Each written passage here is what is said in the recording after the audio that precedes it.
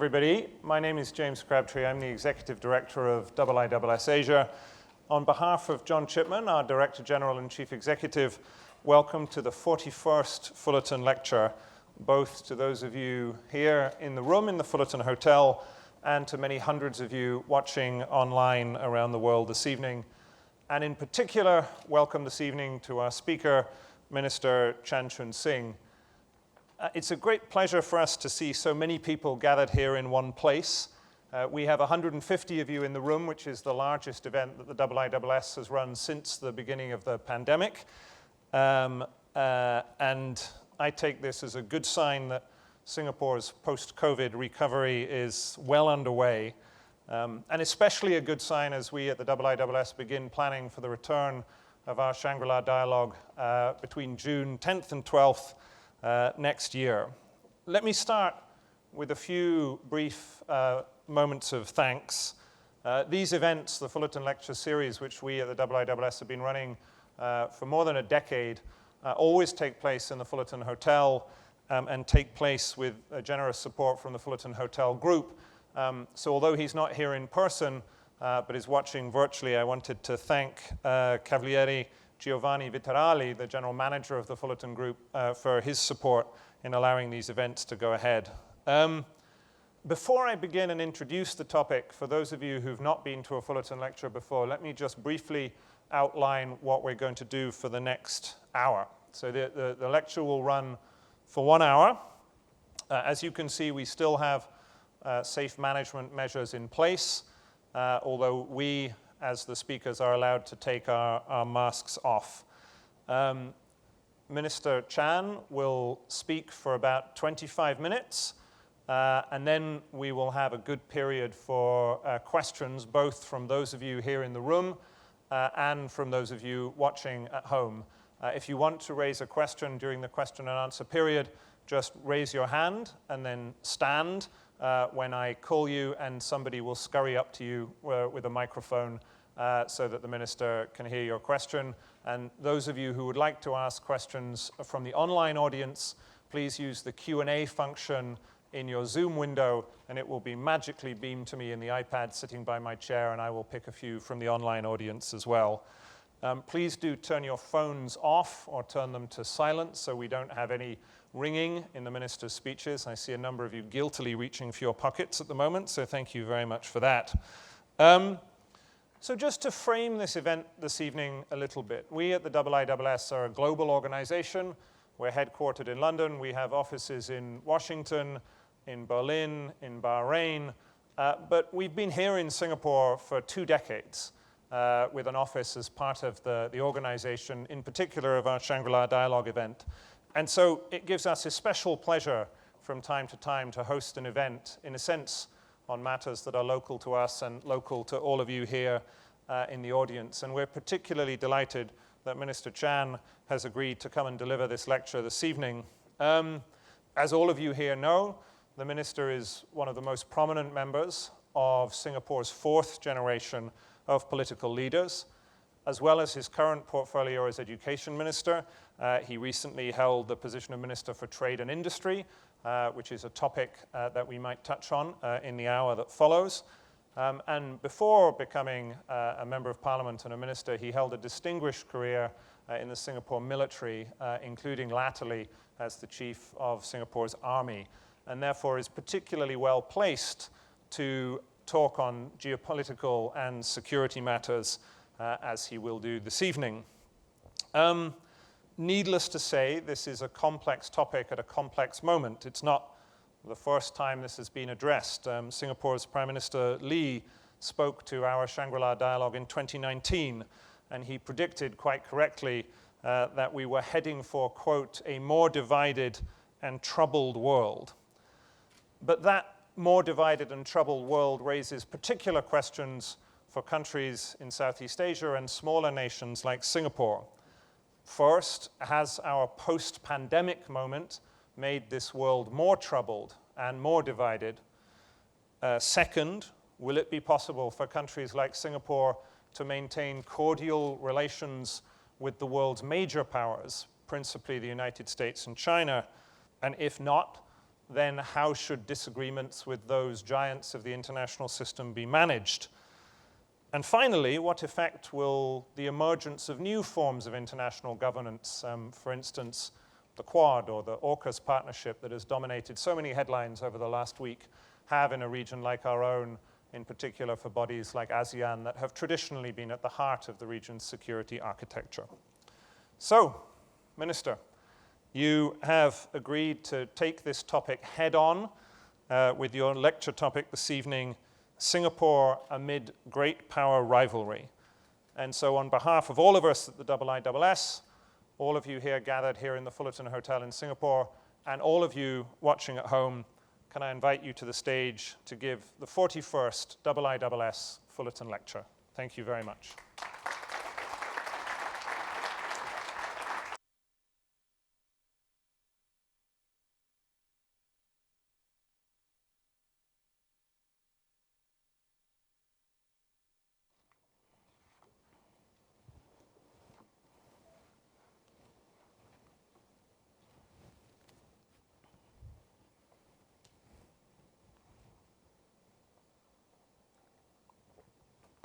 A very good evening to all of you joining us here at the Fullerton, and a very good day to everyone else joining us from across the world.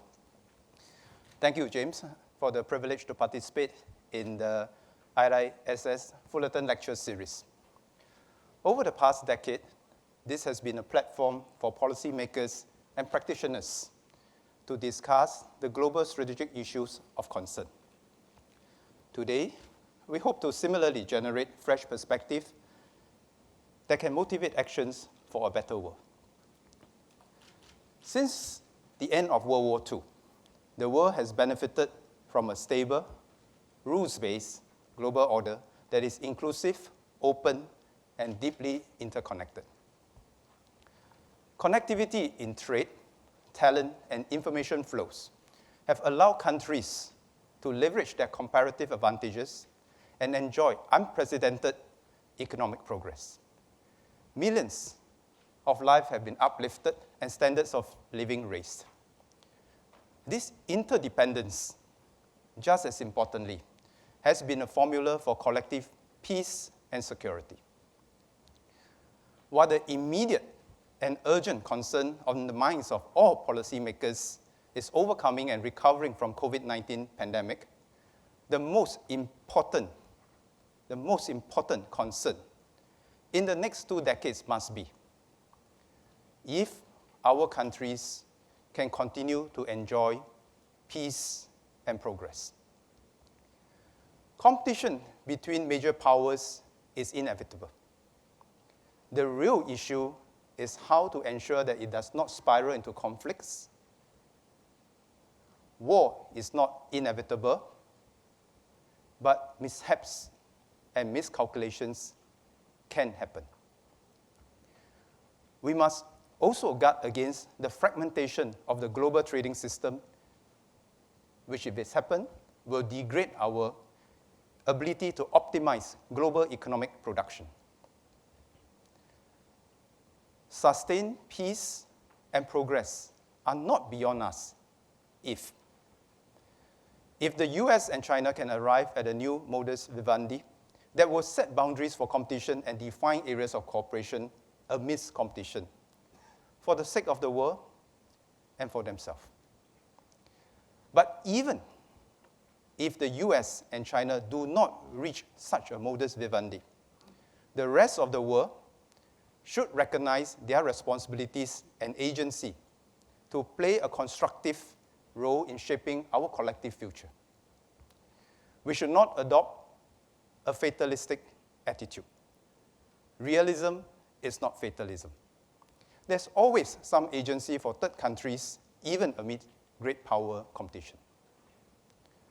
Let us start with the relations between the US and China, which will undoubtedly be critical in defining the world over the next 2 decades. Both the US and China see many differences with the other.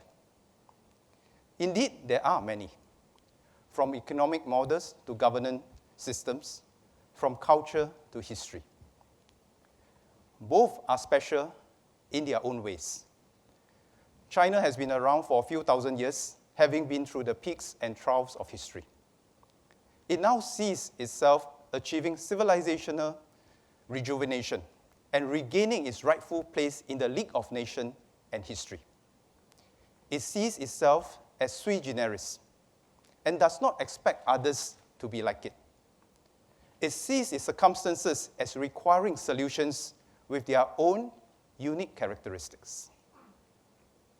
It believes that the key to its success throughout history will always be the unity of its purpose, people, and leadership that allows it to achieve speed and coherence of action. On the other hand, the US is extraordinary in achieving unprecedented global leadership and dominance at speed within just over 200 years. It is powered by a set of fundamental beliefs that it regards to be self-evident and universal. It believes in the power of its set of ideals to attract the best from around the world to come together to build a better society, if not a better world. It has firm convictions in promoting its values and beliefs for the benefit of the world. Therefore, while the US and China engagement is useful for building mutual understanding and avoiding miscalculations, neither will become a version of the other. Neither they nor us should expect one to become like the other. Neither should even try to make the other more like themselves. It is unproductive, if not counterproductive. Trade and economic development do not necessarily lead to convergence of social or political systems. The US and China want some convergence for fair, consistent, and mutually agreed rules for trade to take place. Indeed, the world shares this desire too. That said, there is benefit for both sides to increase their interactions across the government, business, and people sectors. Every interaction can plant the seeds for future, deeper understanding. Conversely, every interaction foregone is not only an opportunity missed, but also a risk to greater misunderstanding and even miscalculations. The world is looking for the two countries to come to a new acceptance of each other, or at a minimum, to avoid direct conflict, to work together to create a framework to address the global issues that we collectively face. It is worth noting that both have more common interests than they may perhaps wish to acknowledge. As major powers, the US and China have a common interest in ensuring the global order remains peaceful, stable, secure, and connected, and that the strategic lines of communications remain open. Both are rational nuclear powers and know that war risks mutual assured destruction. Both need to secure their global supply chains, both need the world as their markets, and both want to have secure and connected data flows and networks. The US and China have shared interests in upholding and updating the global security and trading order, even though their conceptions of order are not identical. The two countries have interdependencies in the economic, financial, and technological realms, and total across-the-board decoupling in these domains is unlikely. Certainly, it is not possible to decouple when it comes to pandemics and climate change. We live in one biosphere, one ecosphere, which cannot be separated. Both of them want to be respected by the other and the rest of the world. And neither would like to see conflict arise because of miscalculations, be it in Northeast Asia or Southeast Asia. On top of these shared interests, the US and China also have rather similar challenges. First, domestic considerations both circumscribe and drive their global aspirations. The two countries will recognize, perhaps even commiserate with one another, that if their domestic challenges are not well managed, it will erode confidence in their political leadership, and neither can have the policy space or bandwidth to command the confidence of the world. Both have hardliners who may like to depict the other side as the source of their internal and external challenges. Neither side can afford to look weak. Second, both are wrestling with inequalities brought about by the disruptions from globalization, technological advances, and evolutions in business models. In the US, the inequality gap has widened to a record high over the last 30 years. The richest 1% hold 35% of the nation's wealth, while the bottom 50% hold 2% of the nation's wealth. In China, the income gap between rural and urban dwellers widened by almost 60% in the last 7 years. The wealthiest 1% hold about 31% of the country's wealth. So not too different, at least in this dimension, despite the differences in economic and governance models. Third, both need to resolve their middle-class challenges. China needs to escape the middle-income trap before its population ages. The US needs to create sufficient new jobs for another generation of middle-class workers with higher aspirations. The US also needs to invest significantly to upgrade its infrastructure. Fourth, both must overcome the geographical disparity in their domestic economic development. In the US, the East and West Coast vis-a-vis the rest. In China, the coastal provinces vis-a-vis the inland provinces. Fifth, both need to invest significantly in new technologies and the training of their workers to keep pace with the disruptions and aspirations of their people. US-China competition has often been compared to US-Soviet Cold War competition. Despite superficial similarities, this is misleading. The US and the Soviet Union led two separate systems and competed to see which system will prevail. The US and China are both vital components of a single global system and compete within that system. Competition within a system is fundamentally different from competition between systems. China is also not the Soviet Union. Thus, a strategy of containment based on expectation of economic collapse is not viable. On the other hand, the US is not in terminal decline, despite all the obvious current challenges confronting its body politic. The key point is this: success will not be determined by who is able to knock the other down. Neither will be able to do that to the other, not decisively, and not without causing damage to oneself.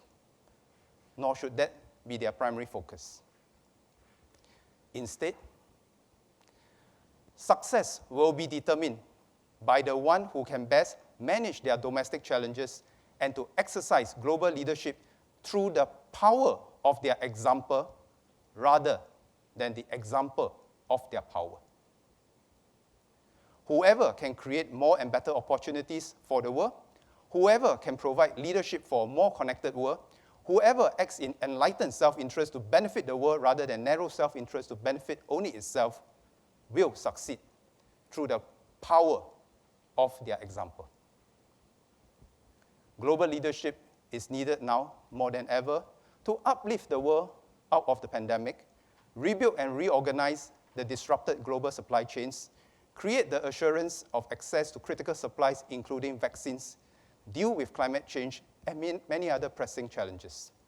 There is tremendous opportunity for both the US and China to focus on these global challenges and exercise their respective leadership to win the world over. Meanwhile, the rest of the world must also understand that we have the responsibility and the agency to shape the outcome we desire. That outcome must be for the world to remain inclusive, open, and interconnected where we are vested in each other's success. There are things that we can and should do and others that we can and should avoid doing. For a start, we can avoid a zero-sum mentality. It is a false dichotomy that one side must lose for the other side to win. We can send a clear message that we will act on principle and do not wish to be corralled into taking sides. We act in accordance with our own enlightened long-term interests, which may not always align with the specific interests of either the US or China. Most countries, including those in Europe, want to be partners with both the US and China, and to grow their relationships with both. Taking sides, regardless of issues and context, breeds irrelevance. And if one is irrelevant, it will almost certainly require taking sides. We should stand on the side of principles for a rules-based, inclusive, open, and connected world order. The more countries stand for, believe, and act upon this, the more viable the desired outcome for all of us. This is perhaps the classical prisoner dilemma in game theory. If we don't hang together, we hang individually. The rest of the world must come together to uphold and update the global security architecture and trading system. Let this be known. Even if the US and China are unable to come to terms in the short term for various reasons. For instance, I believe Europe has the potential to play a leading role in the digital economy and sustainability spheres. But Europe is neither the US or China. It will have to develop shared perspective on its role in global affairs beyond European-centric issues. It will need new mechanisms to project its collective interests without being circumscribed by the lowest common denominator. The evolution of the P4 to the TPP exhibits the agency the four small P4 economies could have, and the power of an idea. Its evolution towards the CPTPP is a clear example of the power of geostrategic entrepreneurship. The posture to welcome all countries who can meet the high standards of the CPTPP is a statement of the pursuit of a rules-based, open, and inclusive trading architecture. The signing of the RCEP in the throes of the COVID-19 pandemic is both a demonstration of the region's desire for closer economic cooperation as much as it is a statement of the desire for a shared interest in each other's success and progress. The agreement will enter into force in January next year. This bodes well for the security of the region. Whether it is between the US and China or the rest of the world, the tighter the integration, the greater the interdependence, the more we share in each other's success and prosperity, the smaller the likelihood of conflict, and the safer our world can be. Singapore seeks to be a relevant partner to both the US and China, as well as the world. They are our friends, and we want both of them to do well and to be active and constructive players in our region and the world. We want to value add to those relationships. We do not take sides as default, without regard to the issue or context.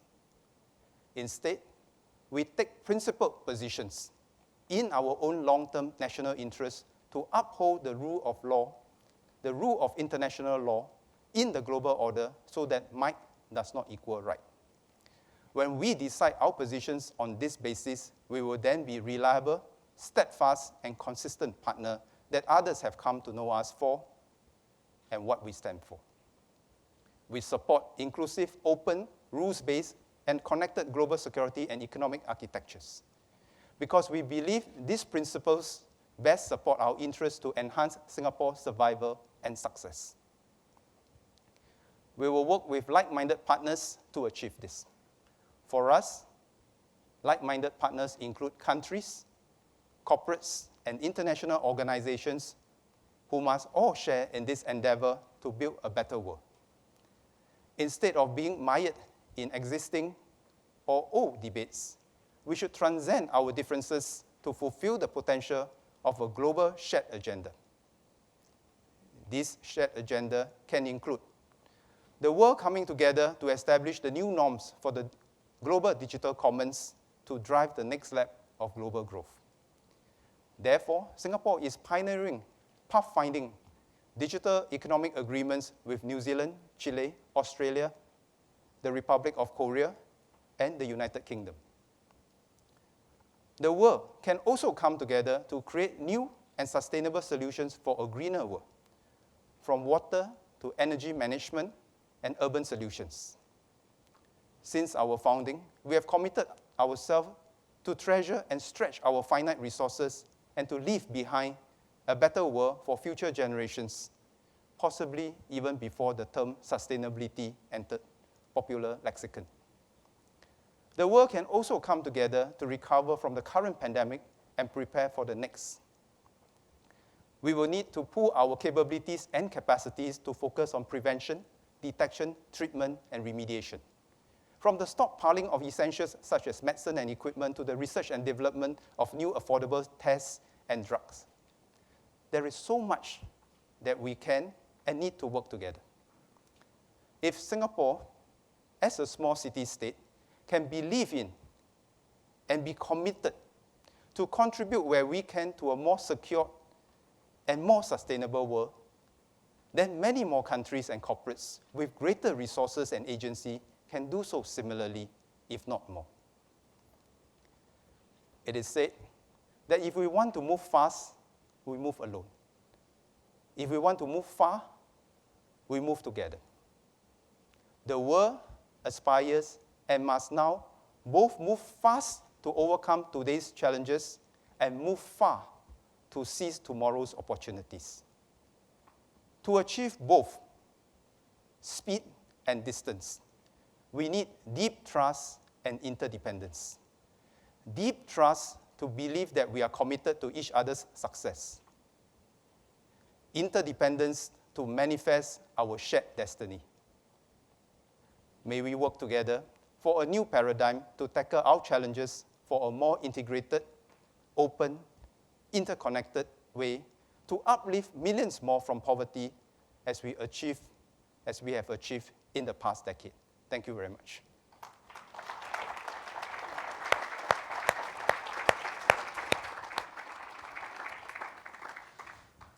Thank you, Minister. So there now follows a period of question and answer from the audience and also from our online audience. Those of you who would like to ask a question who are watching online, do use the Q&A function, and if you would be kind enough, if you have an institutional affiliation, do put that down. And now I can take my mask off again, which is splendid. The chair gets to abuse my position to ask an initial question. I thought it might be interesting to reflect. You're a member of Singapore's fourth generation of leaders. But as I was listening, I remembered a quote from the head of the first generation, Mr. Lee Kuan Yew, who said that one of the problems that small states face, like Singapore, is that they are price takers in international affairs. The sort of quote I remember hearing often. The theme of your remarks is, I think, an optimism about the ability of smaller countries like Singapore to shape international outcomes. You talked about there not being a need for fatalism. You talked about agency and the recognition of agency, and you had the notion of geostrategic entrepreneurship. And you gave examples, including the development of the CPTPP from a small grouping and other groupings like the deeper partnership.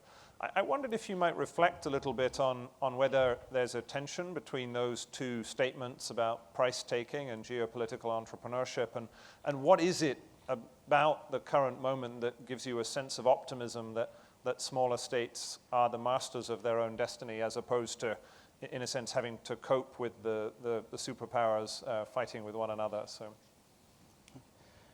well, thank you, James. First, perhaps two points of clarification before I elaborate on my views. First, you quoted Mr. Lee Kuan Yew about us being a price taker, but you must also remember that there's a second sentence after he said that. And the second sentence he said was that we therefore seek to be as relevant to our partners as much as possible. And that has never changed. It is always tougher to be a small country, a small city-state. But that does not mean that everything is fatalistic.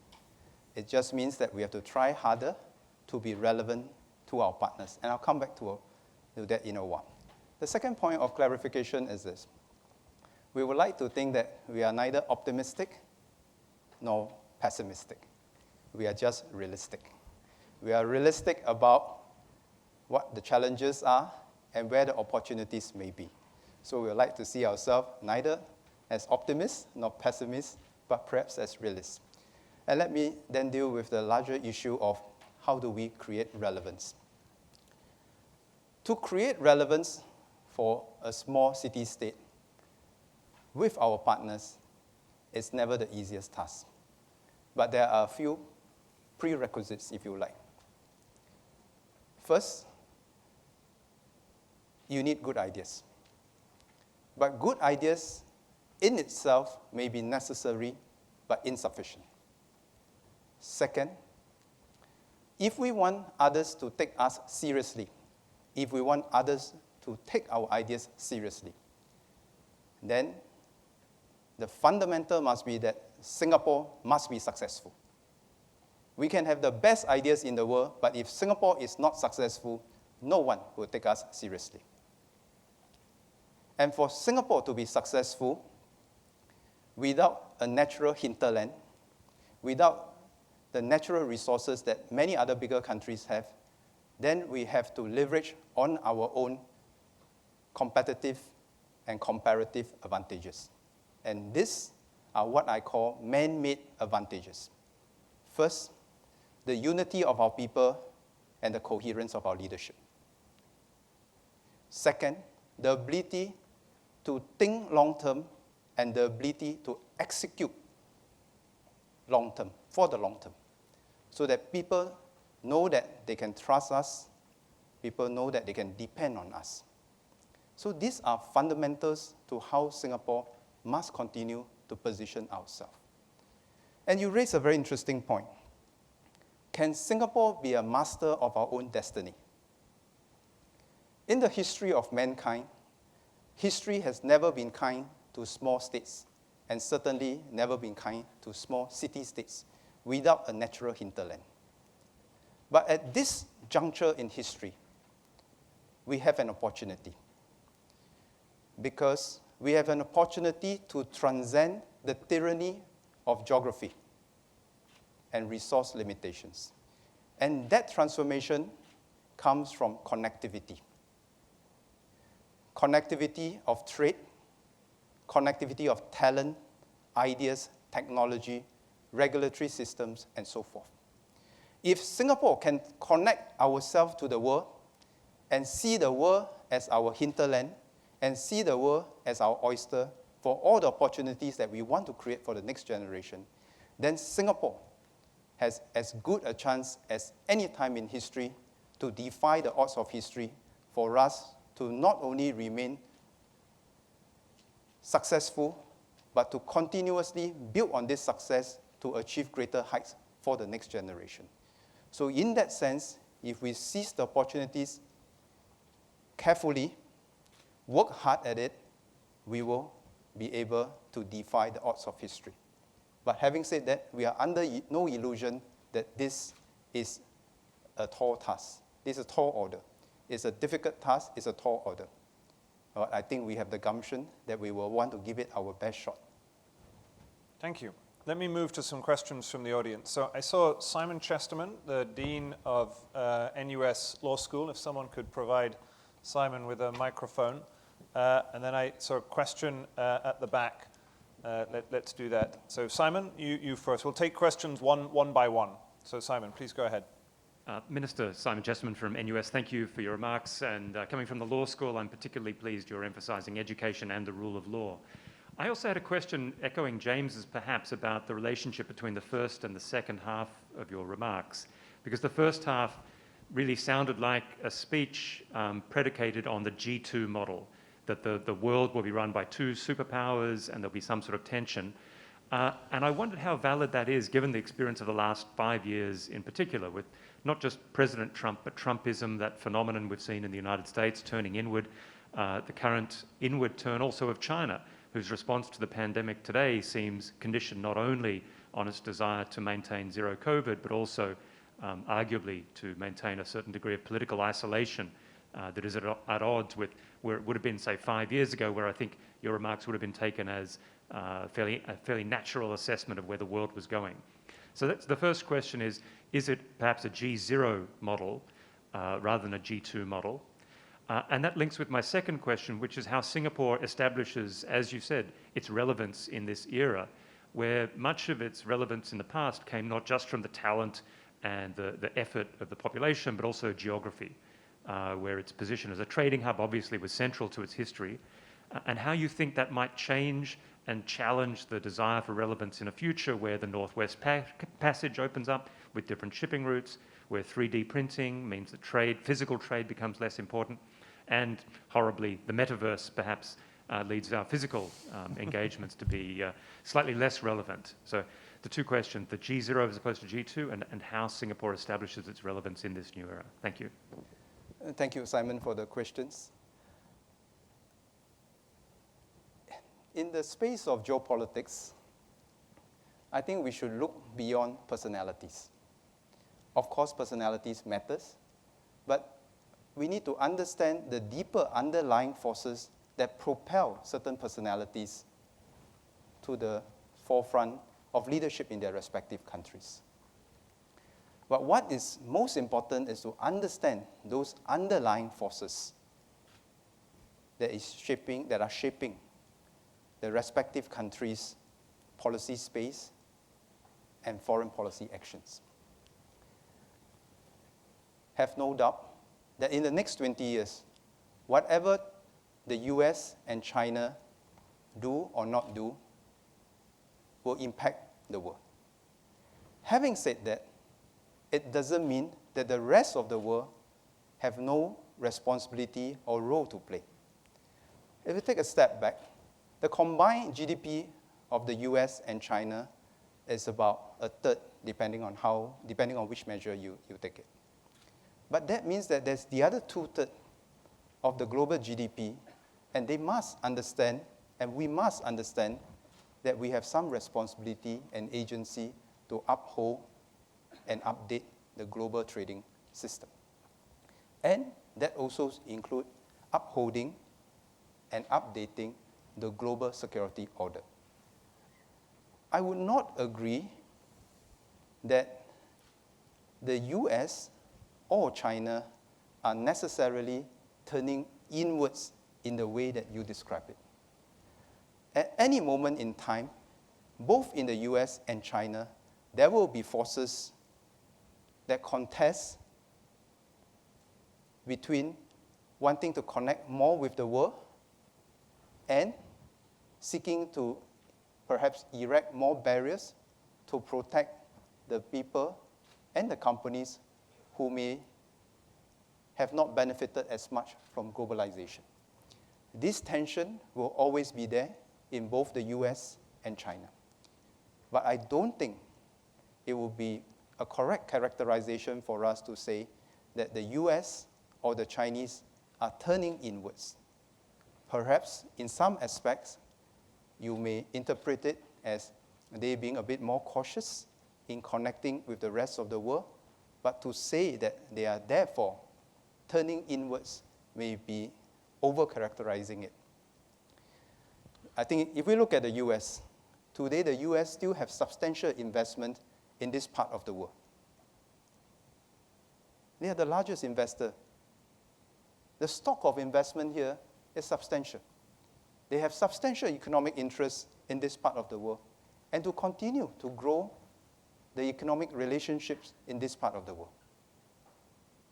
The difference between the US and China is that many people do not see the state action from the US. Because the US economic model is not a state-led model. It's a private enterprise-led model. So many of the significant private investment from the US in this part of the world may go under the radar, if you like, but it doesn't mean that they are not there. On the other hand, it would also be a mistake for us to say that China is going to close its borders. There will be instances whereby China may move forward, and sometimes they may do a bit of course correction, and that's to be expected. But if anything, since a few years back, the Chinese enterprises are going out to the world. They have a slogan, 走出去, to go out to the world. The Chinese enterprises are not going to be satisfied just being Chinese enterprises. They too want to be global enterprises. And that is significant. That is significant. But having said that, it doesn't mean that everything will be smooth sailing for both the US and China to connect with the rest of the world. There will be challenges. But I don't think that the strategic direction, the long-term direction for them, is to necessarily turn inwards and close up themselves. Because both of them understand deeply that they are deeply connected to the rest of the world, both as a for their hinterland, for talent, resources, as well as for markets. So that would be where I think it's important for us to not over-characterize some of the short-term actions that we see. Second question that Simon raised is an interesting point about how do Singapore entrench our relevance to the world. Perhaps the best example is to look at our port, PSA. In the past, people say that they trade with Singapore. But if it's to trade with Singapore, then given the size of our domestic market, there's only so much trade that we can do with the rest of the world. But since many years ago, we have become an entrepot. People trade through Singapore. More than 90% of the containers that come to Singapore, they don't come to Singapore, they come through Singapore. But that in itself was a strategy many years ago. And many years ago, we have already started to pivot, whereby PSA wanted a new strategy, whereby PSA will operate a string of ports across the entire globe, providing complete logistic chains end-to-end for our customers. And from trade with Singapore to trade through Singapore, we now want to achieve to trade on Singapore, to trade on the Singapore platform, the PSA platform, from the ports we run to the data systems and the digital systems that we have. And when we reach this stage of trading on the Singapore platform, then it is no longer geographic dependent. It is no longer geographically dependent. If tomorrow the trade routes shift away from the Straits of Malacca to another place, then you can be sure that PSA will be working with partners to operate ports in the new trading geography. And that is a different concept. So this is just one example of what we mean. And we have never taken geography as destiny. It might be interesting for us to remember that before the Suez Canal came about, the trade route through Southeast Asia wasn't necessarily through the Malacca Straits. Many centuries ago, ships sailed from Europe, round the Cape of Good Hope, across the Indian Ocean, and up to the South China Sea, not through the Malacca Straits, but to the straits between the island of Sumatra and Java. And that's where Batavia, current-day Jakarta, came into being and flourished. So trade routes can change, and trade routes have changed. And we should never be complacent that trade routes will not change. More interestingly, beyond geographical trade routes, in today's context, is the digital trade routes. Today, if we draw a map of the digital connectivity and geography, it will be quite a different map from the physical trade flows. And that is a new area of opportunity that we can all come together, define the rules for those global commons, the new global commons that we need to navigate. And that is why if we look forward, there's so much that we can do together to seize those opportunities of tomorrow. And we will have to do this together, not just by the agency of the respective countries, but also working with many of the major corporations in the world who have their own interests to keep the world connected for their own benefit. Thank you, Minister. In the interest, I saw lots of hands go up. In the interest of fairness, I'm going to take a question. We took one from the right. I'm going to take one from the middle, and then one from the left. So the microphone is with you. Good evening. Thank you, Mr. Crabtree, for inviting me here. Good evening, Minister Chun. Good evening, My name Gillian. is Gillian. My question is this. Today, Taiwan has described China's increasing military activities as China launching gray zone warfare. I'd like to invite you, Minister, to help Singaporeans think through and understand how to read these rising military activities across the Taiwan Strait as Asians, as Singapore. What are some of the analogies you make as a military strategist to the situation? Or do you read it as a sui generis problem? And what then might be the knock-on effects to Singapore? So help us understand, Minister, from your point of view as you reflect on what is happening, how we should read the situation. Thank you. Thank you very much, Gillian. Let me add to that one question from our online audience, from John Lim. John Lim asks, Minister, given the current tent station in the Taiwan Straits, what is your personal view of how worried we should be about the situation in the Taiwan Straits, and what could a country like Singapore do to help mediate the tension between the US and China? So if you wouldn't mind taking those two questions together.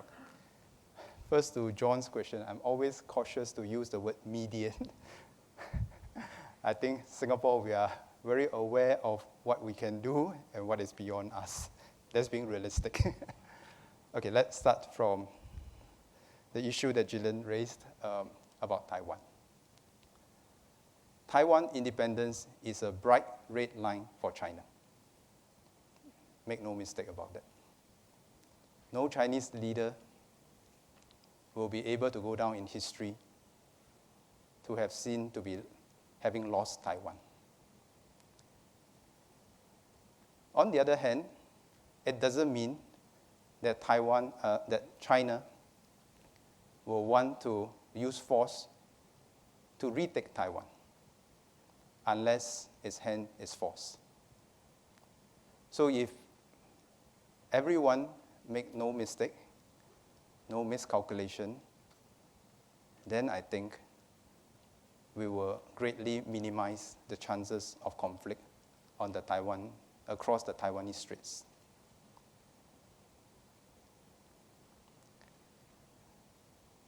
China has time on its side. China, I believe, unless forced, would prefer to have reunification peacefully. And to do that, China will have to win over the Taiwanese people, not just on the economic front, but on the political front.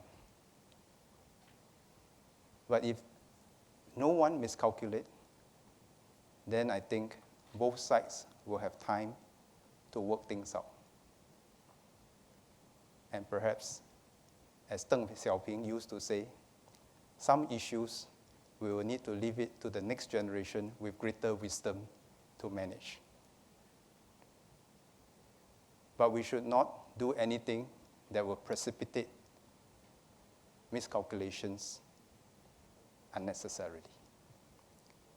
And to John's question, I don't think Singapore is in the position to mediate. I won't use that word. That will again be over-characterizing it.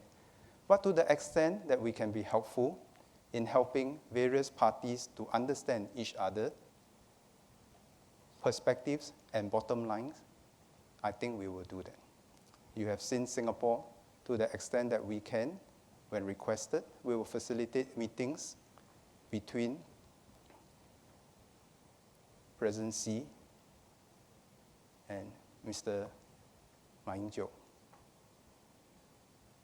In the 1990s, the Wang Gu talks held in Singapore.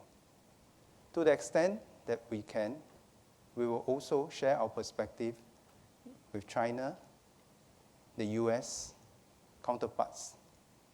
So that's where I think we can make a useful contribution. Let me take a couple of questions. I know there's a number of you who wanted to ask questions. So Raja Mohan from the head of the Institute of South Asian Studies, and then my colleague Lin Kwok from the IISS. I'll take both of them to one after the other and then allow the Minister to reply. So Raja, you first. Thank you, James. Minister, two very interesting takeaways from your fascinating talk. Realism and relevance as the guideposts for Singapore in the days ahead. Talking about realism, it was nice to hear you talk about the domestic imperatives, which are similar in both the countries, which is not often factored into the current debate. We could argue how much is changing internally, but the fact is there is significant pressure to change which is coming from within the polities of both the societies. But realism tells us that this is already having some effect on the system and the order. That is pressures on globalization, pressures on political order, the pressures on technology, the way we organize technology. So while we could argue about the amount of inward orientation, but the fact is there's already the breaking down of the existing order, whether it is globalization, whether it is the nature of the digital governance. So there are fault lines that are emerging. So therefore, as a realist, if we say, look, these are going to be part of life, and that for all our desire for a rules-based order, there is no agreement on what those rules ought to be, whether it's in the maritime navigation, a whole range of issues. So the question of whose rules, what kind of rules, is what realism tells us is the contestation about. So if rivalry and conflict are here with us, how does Singapore become relevant? I think that's why I think your speech was so fascinating. I see an interesting move from merely saying we don't want to choose to one now of claiming agency, which is what the current you are saying, which I think is a very positive approach, rather than merely stepping back and saying, there's nothing we can do, we want to turn away, to one of saying, we have agency, we're going to do things. So this in turn means that it is not avoiding the situation, but actually, shall we say, playing all sides. Or let me put it more positively, engaging all actors so that you take the best situation. And that is, I think, right. I think it's not just about size. Location matters, where Singapore is a fabulous location. The character of the regime matters. You had a very sophisticated system here. So it is not size is really secondary here, that what you can do with what you have is what matters. So given that, my question is, there are going to be new institutions, like AUKUS, there is Quad. There are older institutions, like the FPDA, which Singapore is a member of. So would it be right to expect that the Singapore, as part of growing its agency, will engage all the institutions? Because the period of relying on one single institution to produce stability is probably behind us. Therefore, is Singapore open to engaging all institutions that are likely to come? And these three might not be the only ones. They could be other institutions. Maybe our Chinese friends will come up with some. So are you open to engaging all these institutions? Very good. Thank you, Raja. I'll just, before I turn to Lin Kwok, I'll augment that question with another from our online audience, which is similar. from Daria Maheshwari, who's based in India. She asked, should Singapore support cliques such as the Quad and AUKUS, and do such alliances contribute to peace-building efforts in the region? So I'll leave you to think about that. And Lynn Kwok, a second question from Lynn to the Minister. Thank you so much, James. Thank you, Minister Chan, for a most insightful speech.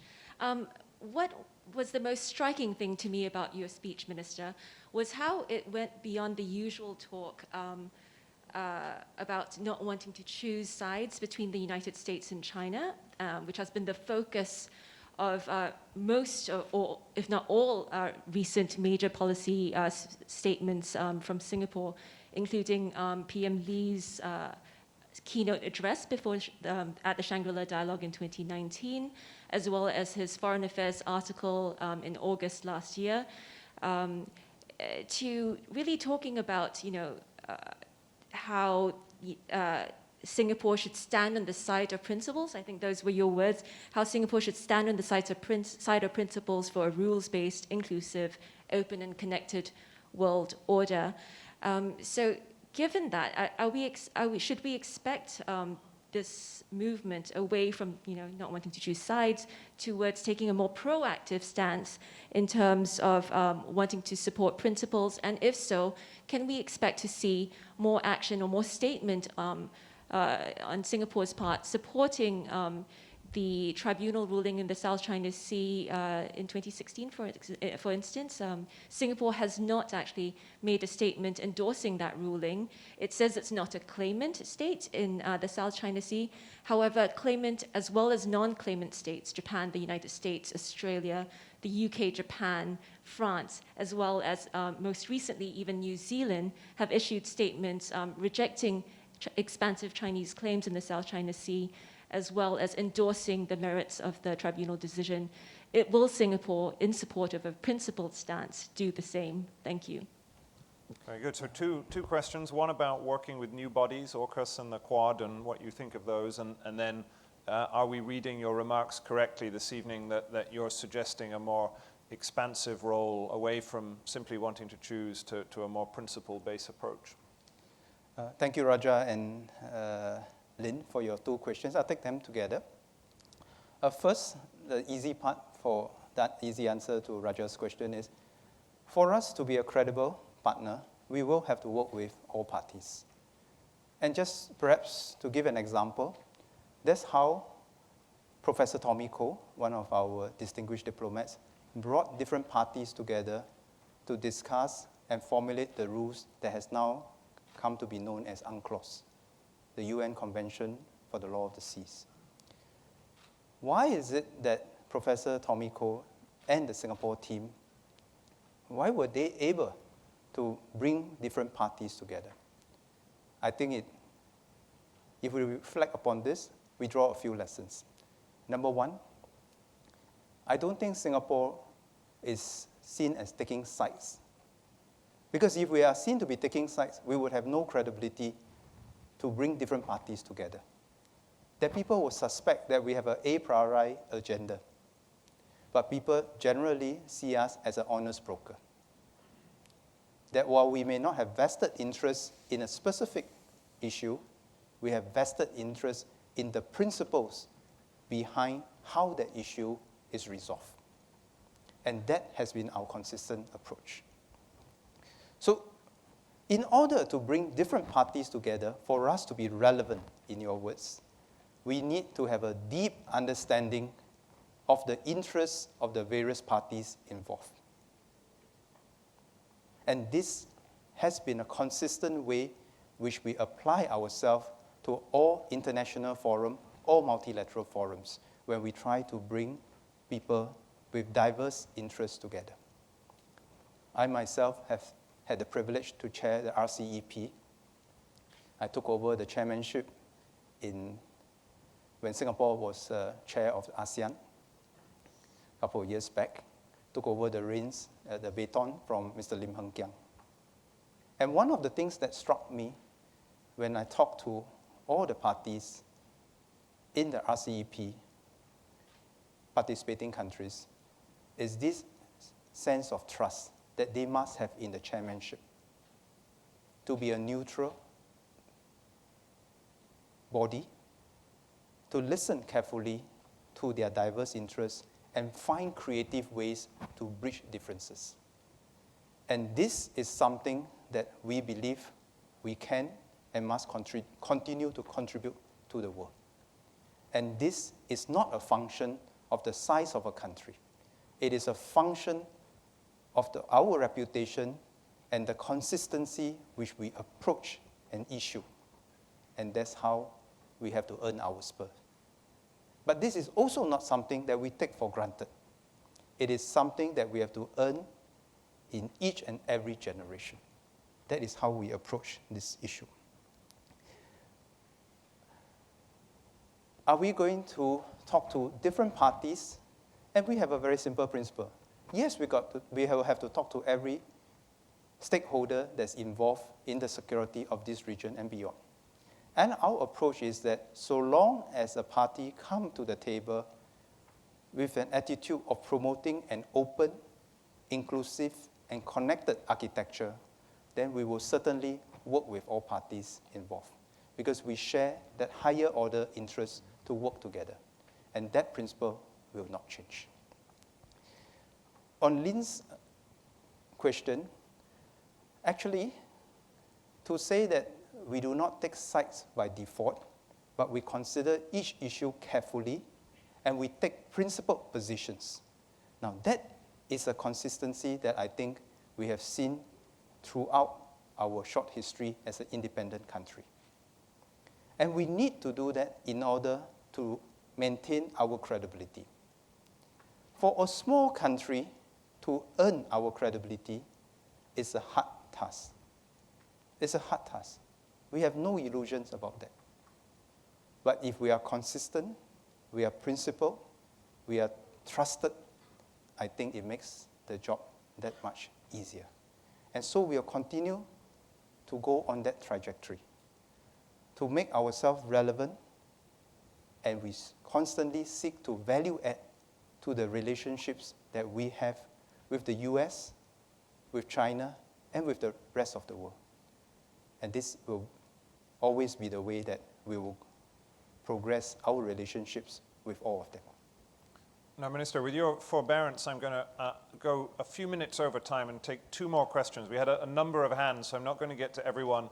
But William Chung from the Institute of Southeast Asian Studies, and then my colleague, Dr. Ewan Graham, two quick questions to close for the Minister, and then we'll close our proceedings this evening. So, William. Yeah, thank you, James. Thank you, Minister, for your insight. I have a question about China and how China relates to Singapore. I think there are two contrasting poles when it comes to China and Singapore. In an IISS Yusof Ishak poll that was published in January this year, 57% of Singaporeans polled said that they do not believe that China will do the right thing, for the general good of the region.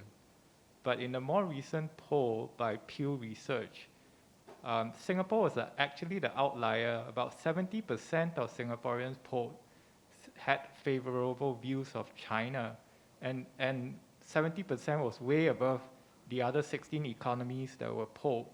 So how do you think Singapore should actually position itself vis-a-vis China? There seems to be contrasting views even when you poll Singaporeans on the same topic. Thank you very much. Very good. And Ewan Graham, a final question, and then we'll ask the Minister to conclude magisterially this session. Ewan. Thank you, Minister. You've laid out an exquisitely balanced view of US-China, which I might characterize as a 50-50. I put it to you that it's not really a 50-50 at all, because China is trying to displace the United States as a long-term calculated strategic aim. And if that happens, it will work against Singapore's interests as a small city-state, reliant on a rules-based order that enshrines the sovereign interests of states on equal terms regardless of their size. Which gets to my question, that what Singapore says, the 50-50, is not always the same as what Singapore does. particularly in the defense and security space, given the role that Singapore does to facilitate the military presence of the United States and its allies in terms of the armed forces that Singapore exercises with and the defense equipment that it buys. And all of this was elaborated by Minister Ng quite recently in his conversation with Joseph Nye at the Aspen Security Conference. So how do we reconcile the 50-50 of what Singapore says on US-China with the 80-20 of what Singapore does? Thank you. Very good. So two softball questions to end. Minister Chan. First, to William's question on how Singapore positions ourselves to China. I've always encouraged the Singapore officials to go to China and deeply understand China. And when I say go to China, I don't mean just go to Beijing and Shanghai. China is a big place. And for us to deeply understand China, we have to go to the different provinces, and there are more than 30 of them, different cities, to understand their aspirations and their concerns. I recently co-chaired a dialogue with my Chinese counterparts from the Central Organization Department, a leadership forum that we uniquely have with them. While the two countries are different in terms of size, population, economic structure, history, culture, we also share rather similar challenges in some dimensions. They would also have to grapple with the issues of economic inequalities, aging, how to provide social services in a way that meets the aspirations of their people. In order for Singapore to be relevant to China, we need to constantly keep abreast of the challenges that China will not just face today, but what they will be facing in a few years' time, so that we can work together with them where the interests coincide to see how we can work on ideas that can better govern our country and serve our people. So we are constantly looking for those opportunities to work together despite some differences in other dimensions. And this is always a work in progress. We never rest on our laurel to say that just because we have a deep and wide-ranging relationship with the Chinese leadership and people, that it will always be so. We never take that for granted. We constantly want to invest in the relationship to deepen that relationship. But that must come with a deep understanding of the needs of the Chinese people and government. And that is how we will continue to position ourselves. Now, on the second question,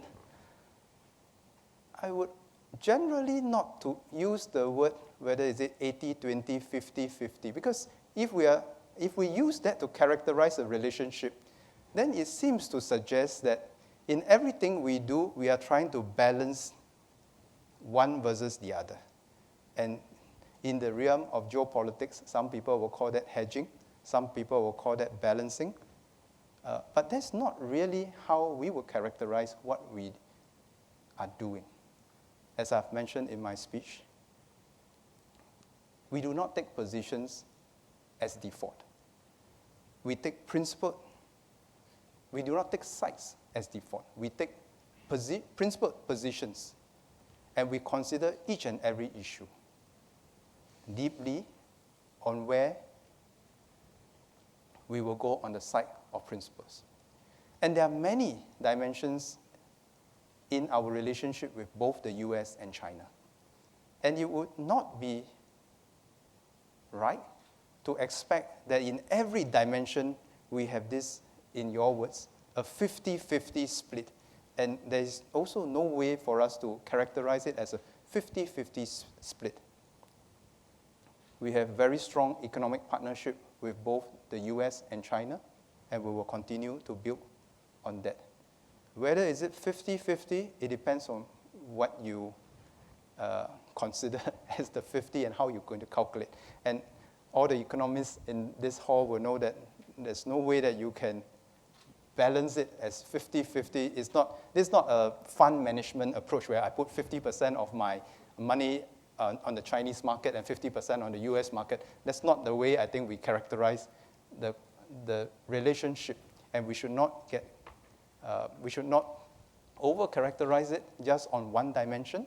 In fact, it is not just a quantitative dimension, it's the qualitative dimension of the relationship that matters.